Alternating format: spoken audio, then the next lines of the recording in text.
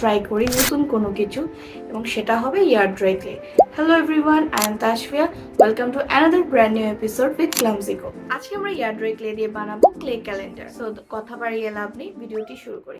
যেহেতু আজকে আমি এয়ার ড্রাই ক্লে নিয়ে কাজ করব, তাই আজকে আমি এয়ার ড্রাই ক্লে টুল ইউজ করব। পটারি টুলও বলা হয় এগুলোকে। এগুলো আমি নিয়েছিলাম দারাজ থেকে। কারো যদি লিঙ্ক দরকার হয় কমেন্ট সেকশনে জানাবেন। আমি এয়ার ড্রাই ক্লে হিসেবে ব্যবহার করেছি ডজেনের এয়ার ড্রাই ক্লে। আপনারা চাইলে মন্টিমার্টেরও ইউজ করতে পারেন। আমার কাছে ডজেনটা ভালো লাগে বিকজ এটা একটু নরম হয়, আর মন্টিমার্টেরটাই অনেকক্ষণ নিডিং করা লাগে নরম করার জন্য। সো এয়ার ড্রাই ক্লেটা অবশ্যই হালকা হালকা একটু একটু করে পানি ইউজ করতে হয়, কারণ যাতে ক্লেটা শুকিয়ে না যায়।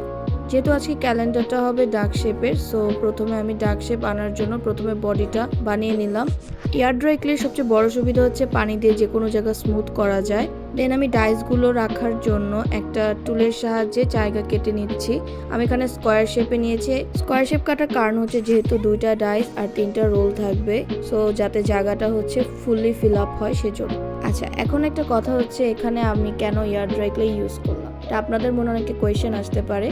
আমি যেহেতু এটা ফার্স্ট টাইম বানিয়েছি, তাই আমি এয়ার ড্রাই ক্লে ইউজ করছি। আমি নেক্সট ডে যখন আবার বানাবো তখন আমি আমার হোমমেড ক্লে ইউজ করে দেখবো আউটকাম কেমন আসে। যদি আপনারা সেটা নিয়ে ইন্টারেস্ট থাকেন কমেন্ট করে জানাবেন, আমি অফকোর্স আপনাদের সেটার বানানোর ভিডিওটা শেয়ার করব। এই ক্যালেন্ডারের সবচেয়ে ইম্পর্টেন্ট পার্ট হচ্ছে ডাইসের শেপ এবং মাপটা ঠিক মতো হওয়ার জন্য অবশ্যই স্কেল ব্যবহার করে স্কোয়ারের অংশটুকু মেপে নেবেন, এবং সেই অনুযায়ী হচ্ছে ডাইস এবং রোলারগুলো বানাবে। ডাইস অ্যান্ড রোলার রেডি হয়ে গেলে মাপ দিয়ে দেখতে হবে যে ঠিক মতো ফিট হয়েছে কিনা। 1 থেকে 2 দিন শুকানোর পরের আউটলুকটা আসবে এরকম। আপনারা একটা জিনিস লক্ষ্য রাখবেন যাতে প্রপারলি জিনিসটা শুকায়, না হলে কালার করার সময় প্রবলেম হবে। সো ডাকের কালার এখানে আমি হলুদ কালার রেখেছি এবং ঠোঁটের জন্য রেখেছি কমলা কালার। আর ডাইসগুলোতে আমি কালার করব সাদা, যেহেতু এটার উপরে হচ্ছে ডেট অ্যান্ড মান্থ লেখা হবে।